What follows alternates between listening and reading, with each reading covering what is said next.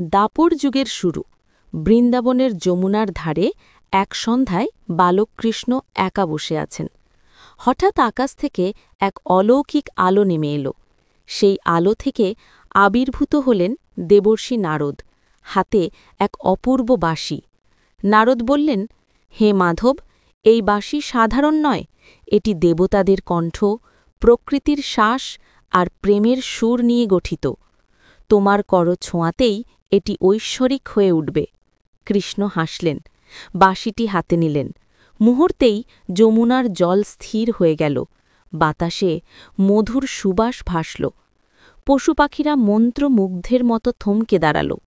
কৃষ্ণ মৃদু সুর তুলতেই গোপী, গরু, বৃক্ষ সমস্ত সৃষ্টি সেই সুরে প্রেমমগ্ন হয়ে পড়ল।